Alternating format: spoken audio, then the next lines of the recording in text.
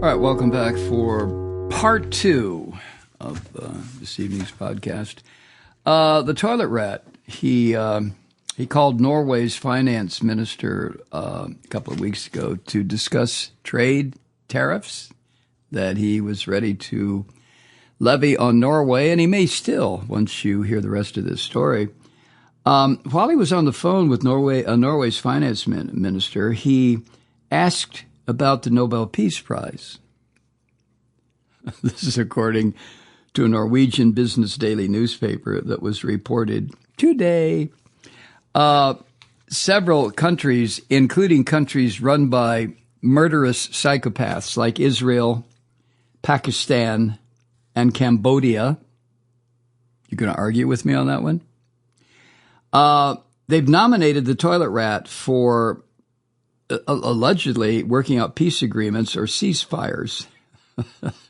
And he says he deserves the Peace Prize that four White House predecessors received, the most recent, of course, being Barack Obama, which just galls toilet rat's ass so bad he can hardly breathe when he thinks about it.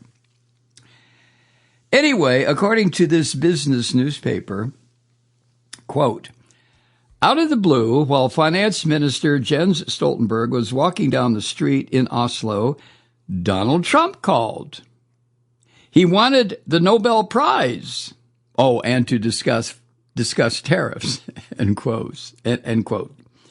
Now, the toilet rat and the slime bitches who work for him in the press office did not respond to requests for comment by Reuters news agency, nor did Norway's finance ministry, nor did the Norwegian Nobel Committee. I mean, how the fuck do you respond to this shit? What do you say? Yeah, we got a call from the psychotic bastard. Anyway, there are hundreds of candidates that are nominated every year. Of course, we know this. And the laureates, or the winners, the ones who are given Nobel Prize, whether it's Peace Prize, Science, Medicine, whatever it is, are chosen by the Norwegian Nobel Committee. There are 5 members on that committee, and they get there because they're appointed by Norway's parliament according to the will of Alfred Nobel, the 19th century industrialist who invented dynamite. Oh, we humans are so fucking funny. And the announcement of the Nobel Peace Prize comes in this October in Oslo. Now, according to this Norwegian business newspaper, this is not the first time the toilet rat has brought up the Nobel Peace Prize in conversations with Stoltenberg. And by the way, Jens Stoltenberg is a former Secretary General of the NATO military alliance. And it quoted the business newspaper in Norway quoted Stoltenberg as saying the call was to discuss trade tariffs and economic cooperation. Asked if Trump made the Nobel Prize an issue, Mr. Stoltenberg said, quote, I will not go further into the content of the conversation, end quote. Oh, Jesus Christ. Now, Stoltenberg said yesterday that Norway and the United States were still in talks regarding Trump's protection scam, his mafia thing about tariffs. Now, I would be crazy enough to make a prediction here. I'm sure that somehow, some way, because I live in Georgia, where we saw this happen during the 2020 post-election, where the pissy, filthy toilet rat, ignorant, savage Trump called the Republican Secretary of State of Georgia and said, well, can't you find another 14,000 votes or something? Cheat, lie, steal. It's what I do. Do it. If you don't, you might go to prison. And the Secretary of State here in Georgia more or less told him to fuck off. That was not going to happen. And Trump called the Republican governor and did the same song and dance. The Republican governor more or less told him to fuck off. It wasn't going to happen. So we've seen this this little video before where Trump calls officials and tries to worm and weasel and lie and slither his fucking self into a decision. This is what he's doing to Jens Stoltenberg. This is what he's doing to the Norwegian Nobel Committee. So here's my prediction. Sometime in the next couple of weeks, it'll be announced that Norway will be exempt from any tariffs. If, and this is a part that, of course, we won't know about until some later date. If Norway, the Nobel Prize Committee awards this filthy, murderous fucker Donald Trump with the Peace Prize. Huh? I'm sure that will be brought up, just the way it was brought up, in a manner of speaking, to the Georgia Secretary of State and Georgia Governor 5 years ago. So we will watch and report. Now, will the government of Norway acquiesce in that? Well, fuck no. They're not going to go along with this. Of course they won't, because there are still government officials in countries around the world that have an element of decency and respect and honor, none of which Trump has. Trump is totally unfamiliar with any of those words I just shared with you. Honor? What the fuck is that? Honor to Trump is how many people he can cheat, steal, and lie to. Honor is how many women he can talk into bed to see his little mushroom bounce up and down. Honor is what Trump feels he gathers to himself when he lies and steals and cheats and does every fucking illegal thing he can and not have to pay a price for it. That, to the toilet rat, is honor. And it's honor to him because, well, he didn't go to prison, so it must be okay. And if it's okay and he did it, it's honorable. Oh, my God. Oh, another thing that happened last week that MSNBC has reported on their website. Trump was in a meeting with the president of Azerbaijan. Come on, Mike. Azerbaijan. Thank you. And that guy's name, the president of Azerbaijan, is a dictator named Ilham Aliyev. And the toilet rat asked Aliyev how long he's been in power, And Aliyev, who has been repeatedly accused of being a dictator, answered, it's been 22 years. 22 years.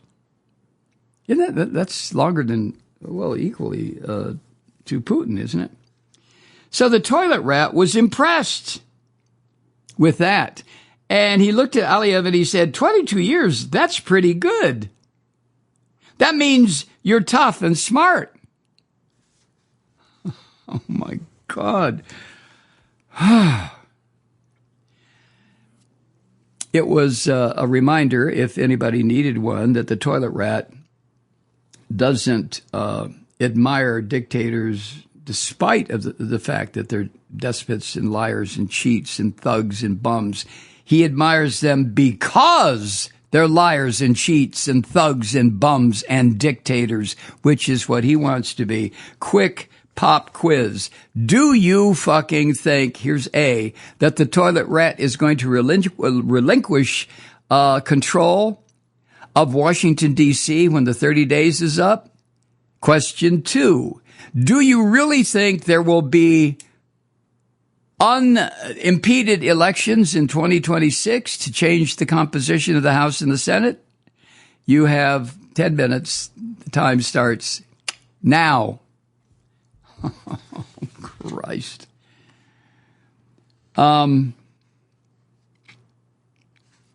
Steve Bannon, who wrote this at MSNBC, he writes, for those concerned about Trump's authoritarian ambitions, it's obviously been a rough year, but it's also been an especially rough week. In recent days, the American president has militarized the nation's capital, voiced interest in circumventing Congress again, and exerted control over private businesses, museums, and cultural institutions.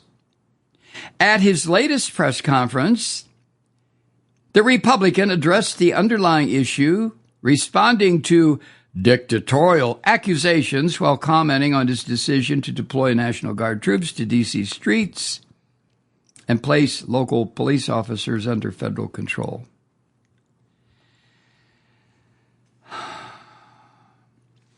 And then there was, the toilet rat. Being the toilet rat, he had a lot of criticism for his political opponents because his political opponents were pointing out that his decision to deploy the National Guard to D.C. puts him real close to where he wants to be.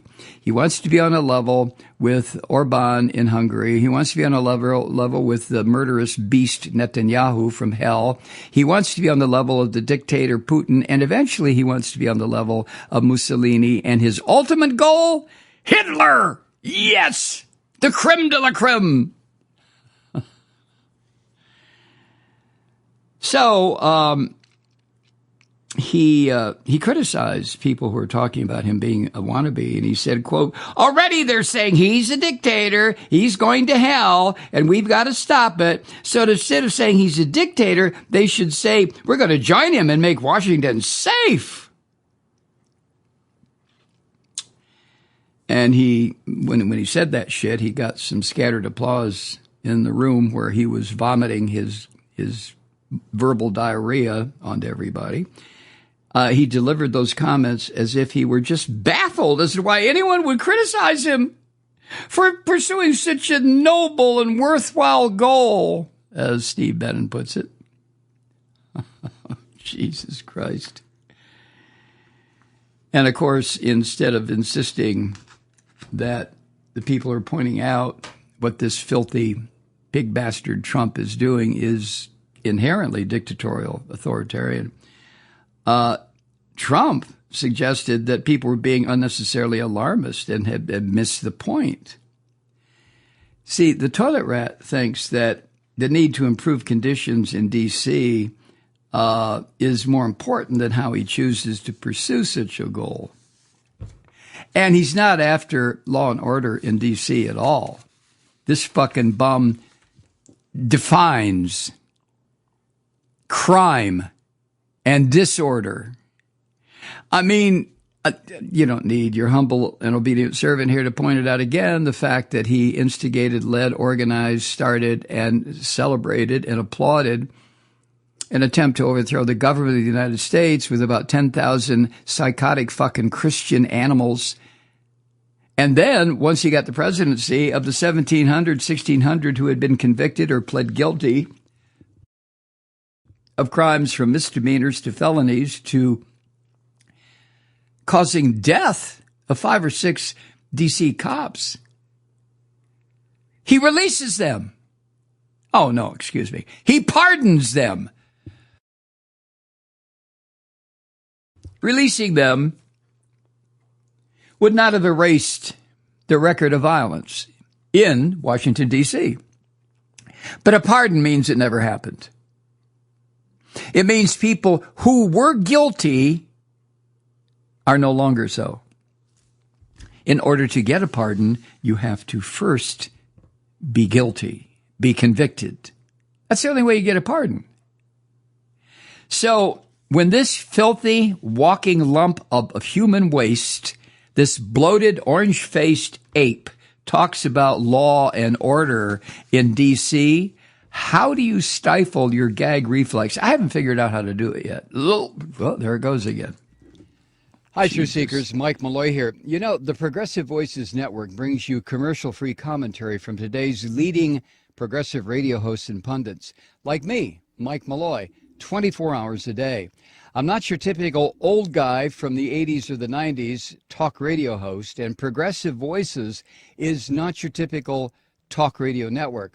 It's a listener-supported nonprofit with no corporate control whatsoever over our broadcast. So hosts like me, Mike Malloy, are free to rant and scream and carry on about whatever we like. We're often controversial, but we're never boring. Weeknights, 9 p.m. in the East, 6 p.m. in the West on the Progressive Voices Network. Always progressive, always on. I'm Mike Malloy. Keep it lit.